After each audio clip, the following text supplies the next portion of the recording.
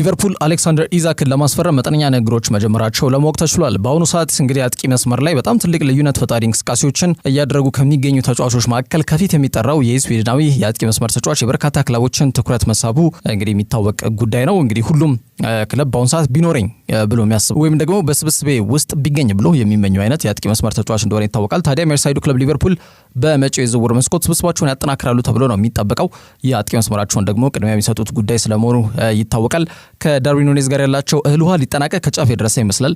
የተገፋው ዩራጋዊ ስሙ ከሳውዲ ክለቦች ጋርም በተደጋጋሚ እየተያዘ ነው የሚገኘው ባለው ወቅት ሁኔታ። እንደውም በተለይ ሰሞኑን ተጫዋቹ ሀገሩን በሚወክልበት በተለይ ከዩራጋዊ ብሔራዊ ቡድን ጋር በነበረበት ሰዓት ላይ እንደሚታወቀው ከብራዚል አይነት ቡድኖች ጋር በጣም ተጠባቂ ዓለም ዋንጫ ማጣሪያ መርሃ ግብሮች ይጠብቃቸዋልና በሊቨርፑል ያለ ቆይታ ምን ይመስላል፣ እንዲሁም በክለቡ ደስተኛ ነው የሚል ጥያቄ ተሰንዝሮለት ነበር። አሁን ስለ ክለብ ማስብበት ሁኔታ ላይ አይደለም ያለሁት፣ ሀገሬ የምወክልበት ሁኔታ ነኝ፣ እዚህ ደግሞ በመሆኔ ደስተኛ ነኝ የሚል ሀሳብ ሰጥቷልና በክለቡ ደስተኛም እንዳልሆነ ፍንጭ የሰጠበት ነው ተብሎ ሲቆጠር መቆየቱ አይዘነጋም። ከዳርዊን ኑኔዝ ጋር በተያያዘ አያይዞም በተለይ ብዙ ጊዜ ኳስና መረብን እኔ የመታቸው ኳሶች እንግዲህ ከመረብ ጋር ማይዋሃዱት በሊቨርፑል ሲሆን ነው። እዚህ ዩራጋይ ላይ እንግዲህ የሚመታቸው ወይ ደግሞ ሞክራቸው ኳሶች ብዙ ጊዜ ከመረብ ጋር ይዋሃዳሉ። እንግዲህ ኳሱን አልገባ እያለ ያሉ የኔ ክፍተት አይደለም ብሎ የተናገረበት ነገር ሌላው መነጋገሪያ የደረሰ ጉዳይ ነበር ከዳርዊን ኑኔዝ ጋር በተያያዘ በትላንትናው ዕለት ማለት ነው። ከሱ ውጪ ዲዬጎ ጆታም ከሰሞኑ እያሳየ የሚገኘው በጣም የወረደ እንቅስቃሴ ጥያቄዎች እንዲነሱበት ያስገድድ ይገኛል። ከዚህ ፖርቹጋል የአጥቂ መስመር ተጫዋች ጋር በተያያዘ ማለት ነው።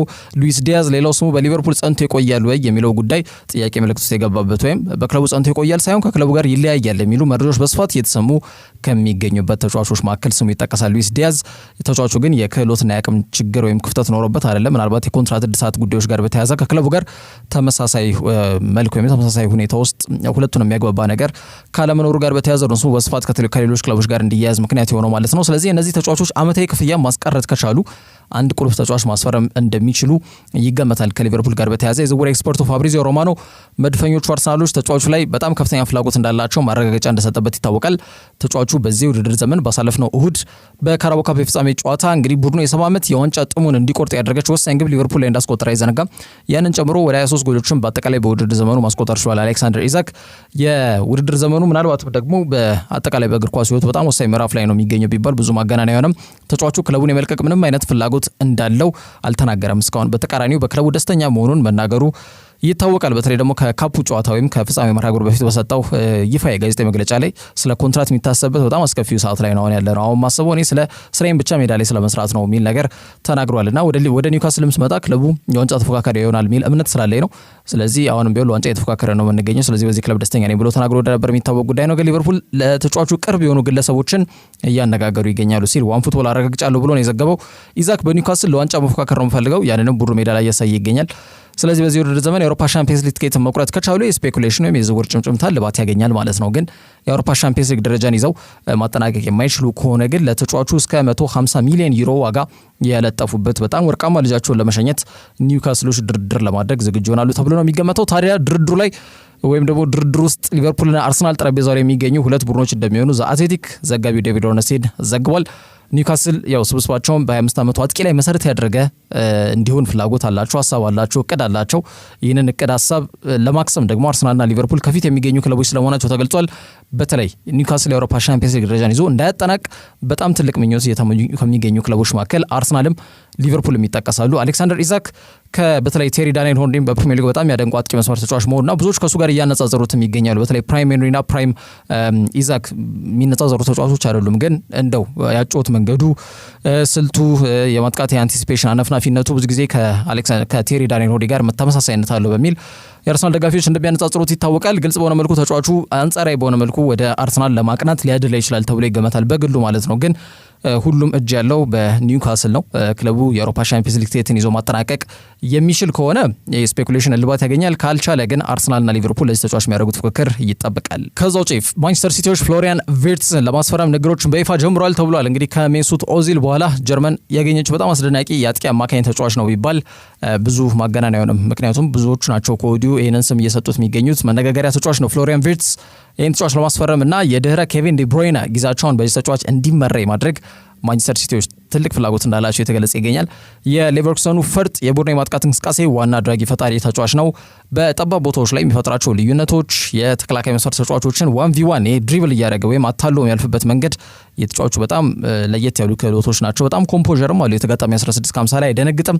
ኳስን ተረጋግቶ ያቀብላል ወይም ደግሞ ወደ ጎል የሚሞክርበት አጋጣሚ ቪርትስ በጣም ወሳኝ ሚና ለሌቨርኩሰን እንዲወጣ የሚያደርግና መነጋገሪያ ተጫዋች እንዲሆን እንዲሁም የበርካታ ክለቦች ትኩረት እንዲያርፍበት ካስገደዱ ጉዳዮች መካከል ይጠቀሳሉ። ሁሌም ቢሆን በጀርመን ቡንደስሊጋ ውስጥ ነጥረው የወጡ ተጫዋቾች ካሉ በጣም አስደናቂ የግል አቅምና ክህሎት ካላቸው እነዚህ ተጫዋቾች አስኮብልሎ ማስፈረም የተካነው ቡድን ባየር ሙኒክ ነው። ይህንንም ተጫዋች የግላቸው ለማድረግ ከፍተኛ እንቅስቃሴና ጥረት እያደረጉ ይገኛሉ። ከማንቸስተር ሲቲ ግን ቀላል የማይባል ፉክክር እንዳለባቸው ነው ጋዜጠኛ ክሪስቲያን ፎልክ የዘገበው። እንግዲህ ማንቸስተር ሲቲ እንደምናስታውሰው ከ9 ዓመታት በፊት ኬቪን ዲ ብሩይነን ከወልፍስበርግ በማስፈረም የክለባቸው የማጥቃት እንቅስቃሴ መሪ በመሆን ሲቲዎች በሊጉ በጣም የማይቀመስ የማይደፈር አይነት የማጥቃት እንቅስቃሴ ባለቤት እንዲሆኑ ትልቁ ሚና የተወጣው ኬዲቢ እንደነበር የሚታወቅ ጉዳይ ነው። አሁን እንግዲህ ከእድሜም ጋር በተያያዘ የአቋም መዋዠቅም ተጨምሮበት ነው ኬቪን ዲ ብሩይነ ተመራጩ የማጥቃት እንቅስቃሴ መስራች የሆነ ተጫዋች ሆኖ ማይታየው እንግዲህ በማንቸስተር ሲቲ ቤት እንጂ የሰራው ታሪክ የትኛውም ላጲስ አያጠፋውም የኬቪን ዲ ብሩይነን የማንቸስተር ሲቲ ቤት እንቅስቃሴ ማለት ነውና ተጫዋቹ አሁን ባለው ወቅት ሁኔታ ማለትም ፍሎሪያን ቪርትስ ማለት ነው በባየሪና እስከ 2026 የሚያቆይ ውላለው። የጀርመኑ ክለብ ሌቨርኩሰን ተጫዋቹን ውል ግን ከዓለም ዋንጫም ባለፈ በክለቡ እንዲቆይ ለማድረግ ጥረት እያደረጉ ይገኛሉ ተብሏል። ግን ጥረታቸው ፍሬያማ ይሆናል ወይ የሚለው ትልቁ ጥያቄ ነው። እንደሚታወቀው ጀማል ሙሲያላ እና ፍሎሪያን ቪርትስ በጀርመን ብሔራዊ ቡድን በዲ ማንሻፍት ያላቸው የሜዳ ላይ እንቅስቃሴና ጥብረት በጣም አይነዋጅ እንደሆነ የሚታወቅ ጉዳይ ነው። ጀርመን ለወደፊት በጣም ተስፋ ያላት ወይም ደግሞ ብሔራዊ ቡድኑ በአጠቃላይ በጣም ተስፋ ያላቸው ወጣቶች ላይ እንደወደቀ ብዙዎች ይናገራሉና አሁንም ቢሆን ጀማል ሙሲያላ ተጫዋቹን በጣም እንደሚነዘንዘው ነው የሚነገረው። በተለይ ባየር ሙኒክ የጀርመን ኃያል ክለብ ነውና ቡድኑን ተቀላቀል በቃ የሚል ሀሳብ በተደጋጋሚ ያነሳለታል ተብሎ የተገለጸ ነው የሚገኘው። እንደሚታወቀው ኮንትራቱን በቅርብ ጊዜ አድሷል። ጀማል ሙሲያላ በጣም ከፍተኛ ከ20 ሚሊዮን በላይ ፓውንዶችን ነው በአመት የሚያገኘው ጀማል ሙሲያላና ይህንንም ገንዘብ ፍሎሪያን ቪርትስ ፊርማውን ካስቀመጠ ለባየር ሙኒክ ከሚያገኛቸው ጉዳዮች መካከል ይጠቀሳሉ። ግን ተጫዋቹ እንግዲህ መንገዱ ላይ ቆም ብሎ እያሰበ እንደሚገኝ ነው እየተገለጸ የሚገኘው። በተለይ ማንቸስተር ሲቲ ተጫዋቹን ደግሞ ለማስፈረም የተሻለ አድቫንቴጅ እንዳላቸው መረጃዎች ጠቁሟል። ምክንያቱ ደግሞ ከወኪሉ ጋር ይያዛል። የተጫዋቹ ወኪል ጂዮቫኒ ብራንቺኒ ከዚህ በፊት ያው ከባቫሪያኖቹ ጋር ወይም ከባየር ሙኒክ ጋር ስራዎችን ሰርቷል። ግን ከግለሰቡ ከማንቸስተር ሲቲ ጋር ደግሞ መልካም ግንኙነት እንዳለው ነው የሚነገረው። ያለው ቀረቤታ ያንን ነው በግልጽ የሚያመላክተውና ተጫዋቹም ለእግር ኳስ ሕይወቱ ቀናነት ወደ ማንቸስተር ሲቲ እንዲያቀና ሊያግባባውም እንደሚችል ነው እየተገለጸ የሚገኘው። እንግዲህ 33 ዓመቱ ኬቪን ዲ ብሩይነ ያው በዚህ የውድድር ዘመን መጠናቂያ ላይ ከክለቡ ጋር የሚያቆየው ውል ይጠናቀቃል። ክለቡም አዲስ ውል ያቀርብለታል ተብሎ አይገመትም። ተጫዋቹን በክለቡ ይቆያል ተብሎ አይገመትም። እሱም ከሳውዲ ክለቦች ጋር በጣም በስፋት የተያዘ ይገኛል። ሳውዲ ወይ ሜጀር ሊግ ሶከር የኬቪን ዲ ብሩይነ መዳረሻ ሊጎች ይሆናሉ ተብሎ ይገመታልና ቦታውን በአዳጊ ኮከብ ቪርትስ የመተካት እቅዳቸው ማንቸስተር ሲቲዎች ይሳካላቸዋል የሚለው ጉዳይ በክረምቱ ከሚጠበቁ የተጫዋቾች የዝውውር ጉዳዮች መካከል በዋናነት ይጠቀሳል። ከዛ ውጪ ቡካዮ ሳካ ለሪያል ማድሪዱ ጨዋታ የመድረስ እድሉ ሰፊ ስለመሆኑ ተገልጿል። እንግዲህ እንግሊዛዊ አስደናቂ የክንፍ አጥቂ መስመር ተጫዋች ከ3 ወር እንግዲህ ከሜዳ ከራቀ በኋላ አሁን ለመመለስ እጅጉን ተቃርቧል ተብሏል። ፋይናል ስቴፖቹ የሪሃቢሊቴሽኑ ፋይናል ስቴፕ ወይም የመልሶ ማገገሚያውን የመጨረሻ ሳምንታትና ሂደቶቹን እየተከታተለ ይገኛል ተብሏልና ባሳለፍነው ታህሳስ ወር በለንደን ደርቢ እንግዲህ ከክሪስታል ፓላስ ጋር በተደረገው የእንግሊዝ ፕሪሚየር ሊግ መርሃ ግብር ላይ የጡንቻ መሳሳብ ጅማት መጠነኛ በሆነ መልኩ መላቀቁን ተከትሎ የቀዶ ጥገና እንዲያደርግ ተገዷል። እንደሚታወቀው የሕክምና ባለሙያዎች ይህን ነገር ሰጀስት ካደረጉ በላይ ቀዶ ጥገናውን አድርጓል። አሁን ታዲያ ወደ ሜዳ ለመመለስ እጅጉን ተቃርቧል ሲል ኤክስፕረስ ዘግቧል። አርሰናል በውድድር ዘመኑ ከሚሳተፉበትና እየተፎካከሩ ከሚገኙበት ብቸኛው የውድድር ምዕራፍ ከሆነው የክለቦች ትልቅ የውድድር መድረክ የሆነው የአውሮፓ ሻምፒየንስ ሊግ ላይ በዚህ ውድድር ምዕራፍ ወይም ደግሞ በአውሮፓ ሻምፒየንስ ሊግ ላይ ቁንጮ ከሆነው ቡድን ሪያል ማድሪድ ጋር የሩብ ፍጻሜ ጨዋታቸውን ያከናውናሉና በዚህ መርሃ ግብር ላይ በተለይ በፊትነስም በጨዋታ ዝግጁነትም በአካላዊ ቁመናም በሁሉም ነገር ዝግጁ ሆነው ለአርሰናል በቋሚነት ሊሰለፍ የሚችልበት እድል አለ ተብሎ እየተገለጸ ይገኛል። በቀጣዮቹ 10 ቀናት የክለብ እግር ኳስ አይመለስም። ግን ከ2 ሳምንታት በኋላ የፈረንጆቹ አዲሱ ሚያዝያ ወር የመጀመሪያ ቀን ላይ አሁንም በለንደን ደርቢ ከፉላም ጋር በሚያደርጉት የኤምሬትስ ጨዋታ ላይ ምናልባት ቡካዮ ሳካ ተቀያሪ ወንበር ላይም ሊቀመጥ የሚችልበት እድል አለ ተብሏል። ከዛም እንግዲህ ከ4 ቀናቶች በኋላ ኤቨርተን ጋር ጨዋታቸውን ያደርጋሉ በፕሪሚየር ሊጉ። ከዛ በኋላ ነው እንግዲህ አውሮፓ ያሉን ቡድን ሪያል ማድሪድም የሚጋብዙት ማለት ነው። የአመቱ በጣም ምርጡና ተጠባቂ ጨዋታ ነው ቢባል ብዙ ማጋነን አይሆንም። ከፍጻሜው በፊት የምናየው ፍጻሜ እስኪሉ ድረስ ብዙዎችም ይህንን ጨዋታ ጓጉነቱን ላቅ ባለመልኩ ያነሱታል። በዚህ መርሃ ግብር ላይ የ23 ዓመቱ እንግሊዛዊ የክንፍ አጥቂ መስመር ተጫዋች የቡድኑ የማጥቃት እንቅስቃሴ ዋና አድራጊ ፈጣሪ ተጫዋች ነውና የመጨረሻ የማገገሚያ ሁኔታውን እየተከታተለ እንደሚገኝና አዲስ ነገር ካልተፈጠረ በስተቀር ለጨዋታው ዝግጁ ይሆናል ተብሎ ነው የሚጠበቀው። ተጫዋቹ ያለው የፈጣሪነት አቅም፣ ተጫዋቹ ያለው የግል ክህሎት፣ የአመራርነት ጥራት ቡካዮ ሳካ 16-50 ውስጥ በጣም ኮምፖዠሩ ተረጋግቶ ልዩነቶችን መፍጠር የሚችልበት አጋጣሚ የክለቡ ዋና የማጥቃት እንቅስቃሴ አድራጊ ፈጣሪ እንደሆነ ማሳያ ነጥቦች እንደሆኑ ይታወቃል። ተጫዋቹ ከጉዳቱ አገግሞ ለማድሪድ ጨዋታ ላይ የሚመለስ ከሆነ አርሰናል ትልቅ አድቫንቴጅ ሊኖራቸውም እንደሚችል ይገመታል። ከዛ ውጭ ዣን ፊሊፕ ማቴታ አርቲፊሻል ጆሮ ተገጥሞለታል ተብሏል። እንግዲህ የፈረንሳይ አጥቂ መስመር ተጫዋች ስሙ ከማንቸስተር ዩናይትድና ከተለያዩ ክለቦች ጋር እየተያዘ እንደሚገኝ ይታወቃል። የማጥቃት እንቅስቃሴ ዘንድሮ በተለይ በኦሊቨር ግላስነር ስር በጣም አመርቂ እንቅስቃሴን እያሳዩ ከሚገኙ ተጫዋቾች መካከል ዣን ፊሊፕ ማቴታ አንዱ ነው። ከሀገሩ ጋር የኦሎምፒክ የብር ሜዳሊያ ካሸነፈ በኋላ በዚህ ውድድር ዘመን በጣም አመርቂ እንቅስቃሴ እያደረጉ ከሚገኙ ተጫዋቾች መካከል ዣን ፊሊፕ ማቴታ ይጠቀሳል። ታዲያ በኤፍኤ ካፕ ጨዋታ እንደምናስታውሰው ከሚልዎል ጋር እንግዲህ ባደረጉት መርሃ ግብር ክሪስታል ፓላስ ጨዋታውን አሸንፎ ወደ አምስተኛው ዙር በማለፍ እንደሚታወቀው በዚህ በሩብ ፍጻሜ መርሃ ግብር ከፉላም ጋር ይገናኛሉ በለንደን ደርቢ። የመንዲ እንዳለ በዛ ጨዋታ ላይ በጣም አንድ አሰቃቂ ክስተት ተፈጥሮ እንደነበር አይዘነጋም። ከሚልዎሉ ግብ ጠባቂ ጋር የዣን ፊሊፕ ማቴታ እንግዲህ ግጭት ውስጥ ገብቶ እንደነበር አይዘነጋም። ግጭት ሲባል ጸብ ሳይሆን ለኳስ በሄዱበት ሂደት ላይ ነው። ያው ማቴታም ለኳስ ነው የሚሄደው። ተጫዋቹም ኳሱን በተለይ ከሜዳው ለማረቅ በሚሄድበት ሰዓት ላይ ሙሉ ታኬታው ጆሮ ላይ ነው ያረፈውና በጣም አሰቃቂ አደጋ አጋጥሞት ከሜዳ ተቀይሮ ለመውጣት መገደዱ አይዘነጋም። በጣም ጆሮ ብዙ ጊዜ እንደተበሳሳ ነው እንግዲህ ሐኪሙም የተናገረውና ፎቶን ማየት ፈልጋለሁ ፎቶን አሳየኝ ብለው ፎቶም ላይ ያሳየኝ ፈቃደኛ አልነበረም ሐኪሜ።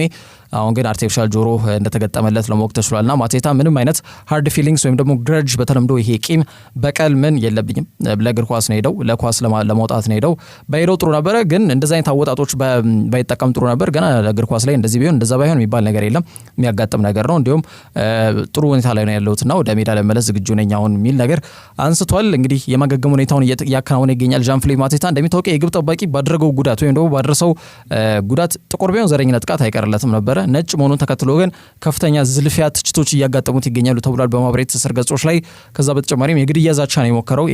ይሄ ጥፋት አይደለም የግድያም ዛቻ ተደርጎ መቆጠር መቻል አለበት በሚል በዛ ደረጃ ማቴታ ላይ ገባውን አገባብ እንደ ትልቅ ጥፋት ተደርጎ እየተቆጠረ ይገኛል። በእርግጥ ጉዳቱን በጣም አሰቃቂ መሆኑ የሚታይ ጉዳይ ነውና ዣን ፊሊፕ ማቴታ አሁን ወደ ለማገገም እንግዲህ ከፍተኛ እንቅስቃሴ እያደረገ እንደሚገኝና በዚህ ሂደት ውስጥ አርቲፊሻል ጆሮ እንደተገጠመለት ለማወቅ ተችሏል። ከዛ ውጭ የሳውዲው ክለብ አልናስር አስገራሚ የዝውውር ጥያቄ ለአርሰናሉ ጋብሪኤል ማጋሌሽ ማቅረባቸው ተሰምቷል። እንግዲህ በባህረ ሰላጤዋ ሀገር እንግዲህ ሳውዲ አረቢያ ፕሮፌሽናል ሊግ እየተጫወቱ የሚገኙት የክርስቲያኖ ሮናልዶ ቡድን አልናስር እንግዲህ ፊታቸውን ወደ አርሰናሉ የማል ተከላካይ መስመር ተጫዋች ጋብሪኤል ማጋሌሽ አዙሯል።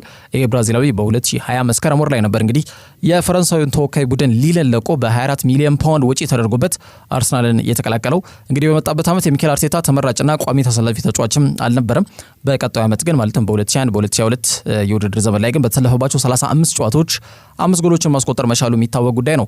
የብራዚል ተከላካዩ ይሄ ብራዚላዊ ተከላካይ መስመር ተጫዋች ወሳኝነቱ ለክለቡ በጣም አይተኬ ሚናን የሚወጣ ተጫዋች መሆኑ የተረጋገጠበትና የዚህ ተከላካይ መስመር ተጫዋች ወሳኝነት ሌላ ምዕራፍ ላይ ደረሰው ዊሊያም ሳሊባ የአርሰናል ቋሚ አሰላለፍ ውስጥ መካተት ከጀመረበት ጊዜ በኋላ ነው። የሁለቱ የተከላካይ መስመር ጥምረት ከአለት የጠነከረ ሆኖ በቀላሉ ማይሰበር እንዲሁም አርሰናል ከሶል ካምቤል ጊዜ በኋላ ማለትም ያኔ በ2003 በ2004 ጊዜ በኋላ በተለይ የታየ በጣም አስደናቂ ጠንካራ ጥምረት እንዲኖራቸው ምክንያት ሆነና በቀላሉ ጎል የሚቆጠርበት አይነት ቡድን እንዳይሆን ምክንያት ከነበሩ ግለሰቦች መካከል ይጠቀሳሉ። በ2022 በ2023 የውድድር ዘመን ማለትም ካቻምና እንግዲህ ሁሉንም ማለትም 38ቱንም የፕሪሚየር ሊግ ጨዋታዎች ላይ ተሰልፎ የተጫወተና በሊጉ ውስን ጎሎችን ያስተናገደ ቡድን እንዲሆን ሚናው ከፍተኛ ከነበሩ ተጫዋቾች መካከል ስሙ ከፊት ይጠቀሳል። ታዲያ አምና ተጫዋቹ በአሰልጣኝ ሚኬል አርቴታ አማካኝነት መጀመሪያ 3 ጨዋታዎች ላይ ወደ ተቀያሪ ወንበር እንዲወርድ ሲደረግ በቃ የተጫዋች ወደ ሳውዲ ሊያመራ ስለሆነ ተብሎ ሲነገር መቆየቱ አይዘነጋም። የብራዚል የተከላካይ መስመር ተጫዋች ከ2022 ከ2023 አንስቶ በሊጉ ውስጥ ከሚገኙ ምርጥ የተከላካይ መስመር ተጫዋቾች መካከል አንዱና ዋነኛው ነው ቢባል ምንም አጋነን ያወራ ነው ጉዳይ ላይሆን ይችላል። ምናልባትም በጣም ከፍተኛ የዝውውር ሂሳብና አመታዊ ገቢ የሚያገኝበትን ኮንትራት ግን በአልናስር ቀርቦለታል። የ27 ዓመቱ ብራዚላዊ እንግዲህ ይህን ተጫዋች ለማዛወር ወደ 100 ሚሊዮን ዩሮ አልናስር ማቅረባቸው እንዲሁም ተጫዋቹን በአመት ከታክስ ነፃ የሆነ ወደ 20 ሚሊዮን ዩሮ ወይም ወደ 16 ሚሊዮን ፓውንድ ገደማ የሚያገኝበትን ሂሳብ አቅርቦለታል ተብሏል። ይሄ ገንዘብ እንግዲህ አሁን በአርሰናል ቤት ወይም አመታዊ ከሆነ መልኩ ከአርሰናል ከሚያገኘው ገቢ እንግዲህ 3 እጥፍ ነውና በጣም የተጋነነ አይን አዋጅ ኮንትራት ነው ያቀረቡለት። እንግዲህ ጋብሪኤል በአርሰናል የሚያቆየው ኮንትራት ገና 2 ዓመት ይቀረዋል።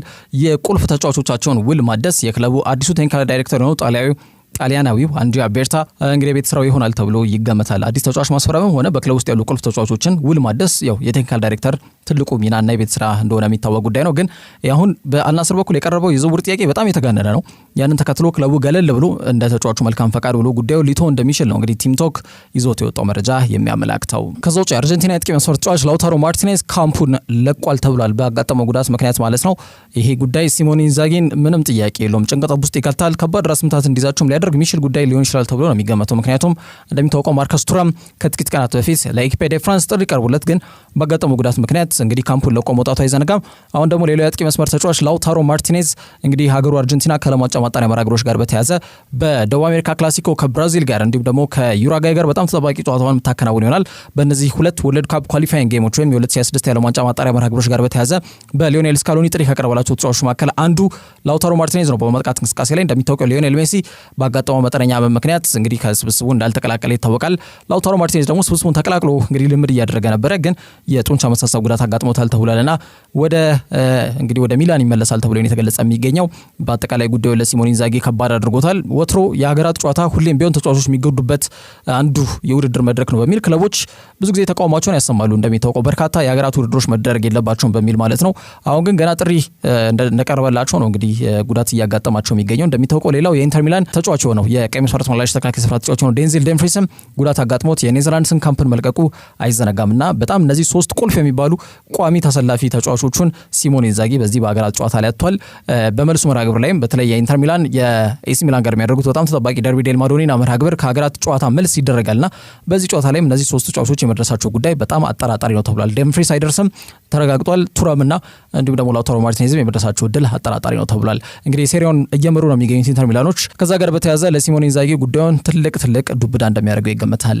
ከዛ ውጪ የምዕራብ ለንደኑ ክለብ ቼልሲ በክረምቱ እስከ 8 ተጫዋቾች ከስብስባቸው በመቀነስ ሊያሰናብቱ እንደሚችሉ እውቁ ጋዜጠኛ ፋብሪዚዮ ሮማኖ ዘግቧል። የጣሊያናዊ ጋዜጠኛ በተጫዋቾች የዝውውር ዑደትና ጉዳዮች ላይ ትኩረት አድርጎ የሚሰራ ጋዜጠኛ እንደሆነ ይታወቃል። ታማኒ ከሚባሉ ምንጮች መካከል አንዱ ነው። ታዲያ የምዕራብ ለንደኑ ክለብ ያው የዝውውር ፖሊሲያቸው አካሄዳቸው በጣም በእቅድ ያልታገዘ እንደው በዘፈቀደ የሚከናወን የተጫዋቾች የዝውውር ዑደትን የሚከተል ክለብ ነው ተብሎ ሲነገርም ሲገለጽ መቆየቱ አይዘነጋም። የክረምት የዝውውር መስኮት ከመከፈቱ በፊት እንኳን አሁን ከወዲሁ ክለቡ የሁለት ተጫዋቾችን ማለትም የጂዮቫኒ ኬንዳና የዳሪዮ ኤስጎን ዝውውር መፈጸማቸው ይታወቃል። ኬንዳ በዛ ይቆያል።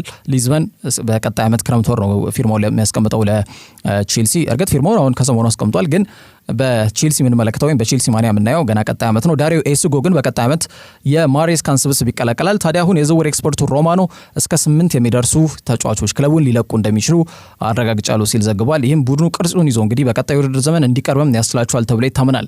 ግብ ጠባቂው ኬፓ አሪዛባላጋ አንዱ ነው። ከሚሰናበቱ ተጫዋቾች መካከል የስፔን ግብ ጠባቂ በ2023 ግንቦት ወር አንስቶ የቼልሲን ማሊያ አላጠለቀም። በተለያዩ ክለቦች በውሰት ይንከራተታል።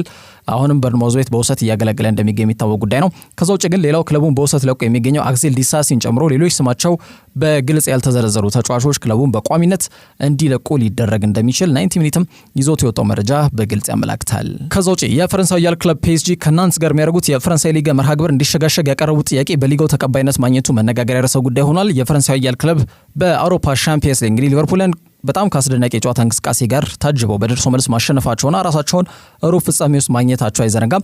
ፒኤስጂ ወትሮ ትልቅ ተጫዋቾችን በማስፈረም በታሪኩ አሳክቶት ማያውቀውን ክብር ለመጎናጸፍ ጥረት የሚያደርግ ቡድን እየሆነ አይደለም የሚገኘውን ባለው ሁኔታ ወይም ደግሞ ኢንዲቪጁዋል ፐርፎርማንስ የተጫዋቾች የግል አቅምና ክህሎት ላይ መሰረት ያደረገ ያጮት መንገድ አይደለም እየተከተለ የሚገኘው። እንደ ቡድን ይከላከላሉ፣ እንደ ቡድን ያጠቃሉ። በአሰልጣኝ ሉዊስ ኤንሪኬ ስር በጣም አመርቂ እንቅስቃሴዎችን እያደረገ የሚገኝ ቡድን ሆኖ እየታየ ይገኛል። ታዲያ ፒኤስጂዎች በቀጣይ የመጀመሪያ ዙር ጨዋታቸውን በተለይ በሩብ ፍጻሜ ማለት ነው በሜዳቸው ፓርክ ዴ ፕሪንስ በቀድሞ አሰልጣኛቸው ኡናይ ኤምሪ የሚሰለጡትን አስቶን ቪላዎችን የሚጋብዙ ይሆናል። ታዲያ በሳምንቱ የመልሱ ጨዋታን የሚከናወን ነው የሚሆነው። ከዛ አስቀድሞ ግን በማሊ ናንስ መርሃ ግብር ይመጣል በፈረንሳይ ሊግ ማለት ነውና በኳታሩ ቢሊዮነር ናስር አል ሄላፊ የሚተዳደረው ፒኤስጂ ቡድኑ እረፍት አድርጎ እንግዲህ የመልስ የሻምፒየንስ ሊግ ጨዋታውን ቪላ ፓርክ ላይ እንዲያከናውን በማሰብ መሀል ላይ የምትገኘው ይሄ ከናንስ ጋር የሚያደርጉት የፈረንሳይ ሊግ ጨዋታ ይሸጋሸግልኝ የሚለው ጥያቄ በፈረንሳይ ሊጋው ተቀባይነት ማግኘቱ በጣም ግርምትን ፈጥሯል።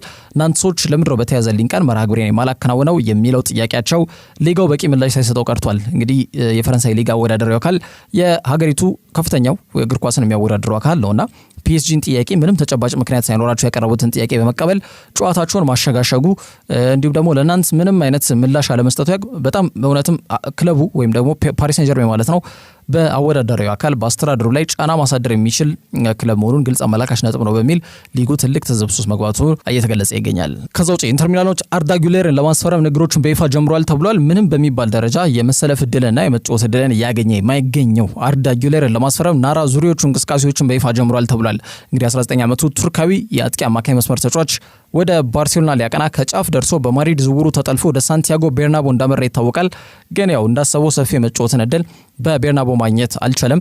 ያ ደግሞ ለተጫዋቹ የእግር ኳስ እድገት ምንም የሚፈይደው ፋይዳ አይኖርም። ከዛ ጋር በተያያዘ የመጫወቻ እድል ወደሚሰጡበት ክለብ ለማምራት ፍላጎት ተጫዋቹም ስለማሳደሩ የስፔኑ ጋዜጣ ፊጄ ይዘግባል።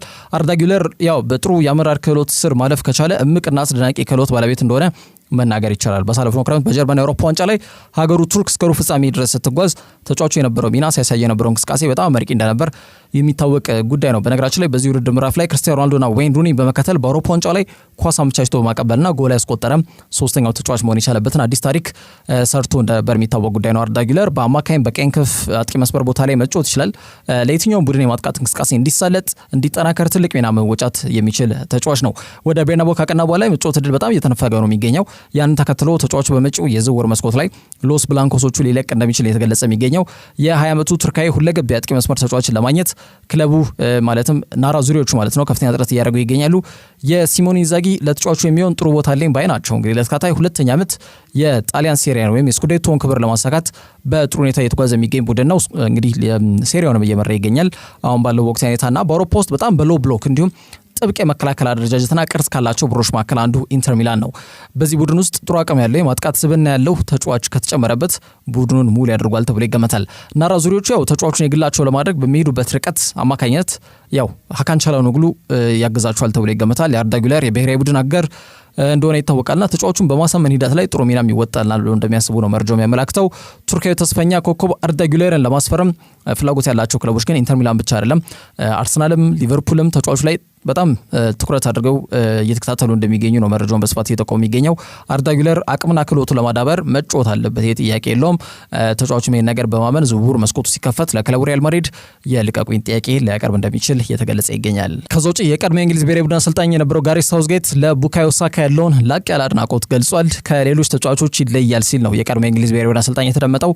የሶስቱ አናብስት የቀድሞ አሰልጣኝ የሆነው ጋሬት ሳውዝጌት በአመታዊ የቢቢሲ ሪቻርድ ዲምብልቢ ሌክቸር ላይ ትልቅ ኢቨንት እንደሆነ ይታወቃልና ስለ ቡካዮ ሳካ በዚህ ኢቨንት ላይ በማንሳት ስለ ተጫዋቹ ያለውን ትልቅ አክብሮት ተናግሯል። የዘመኑ አዳጊ ወጣቶች እንደ አርያ እያዩ የሚያድጉት ብዙ ሰዎች አሉ ብዬ መናገር አልችልም። ሳካ ግን አንዱ ነው። ሁሌም የተሻለ ሆኖ ለመገኘት ጥረት ያደርጋል። ስብናው ላቅ ያለ፣ ሽንፈትን ማይወድ፣ ሀገሩን ለማስጠራት ጥረት የሚያደርግ፣ ካለው አቅም በላይ ሜዳ ላይ ለመስጠት ሁሌም ዝግጁ የሆነ ተጫዋች መሆኑ ከሌሎች እንግሊዛውያን ተጫዋቾች ለየት እንዲል ያደርጓል ሲል ነው በዚህ አመታዊ አጓጊ ወይም ደግሞ በእንግሊዛውያን ዘንድ ተጠባቂ በሚባሉ መድረኮች መካከል አንዱ የሆነው በዚህ ወደ ምዕራፍ ላይ እንግዲህ ይህንን ንግግር ያደረገው ማለት ነው። ሶስቱ አናብስት በጋሬት ሳውዝጌት ስር በነበረው እንግዲህ የ8 ዓመት ቆይታ እንግሊዝ ባክ ቱ ባክ ወይም ለተከታታይ ሁለተኛ ጊዜ በ2020 እና በ2024 በተከናወኑት የአውሮፓ ዋንጫ ጨዋታዎች ላይ ለፍጻሜ እንዲደርሱ ማድረግ ችሏል።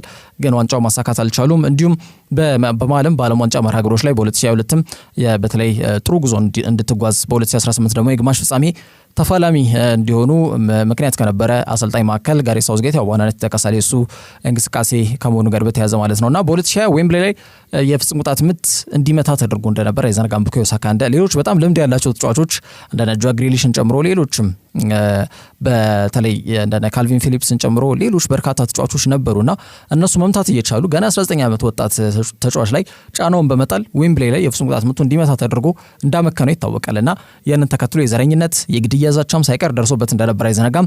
ከዛ ተላቆ ደግሞ በ2024 የአውሮፓ ዋንጫ ላይ በሩብ ፍጻሜ ጨዋታ ስዊዘርላንድ ላይ በመለያ ምት ጎል ማስቆጠሩ የሚታወቅ ጉዳይ ነው። ይህም ተጫዋቹ ከትላንትና ተሞክሮ ወስዶ ጠንክሮ ሰርቶ ለመለወጥ ዝግጁ የሆነ ተጫዋች መሆኑ ማሳያ ነው።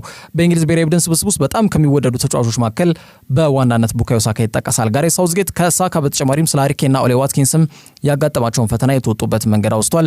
ሶስቱ አናብስት በአዲሱ አሰልጣኝ ቶማስ ቱዌል ስር ለሚያከናውኑት የዓለም ዋንጫ ማጣሪያ ጨዋታዎች ጋር በተያያዘ ለተጫዋቾች ጥሪ በማድረግ ዝግጅት እያደረጉ እንደሚገኙ ይታወቃል። በዛሬ ስለ ስፖርት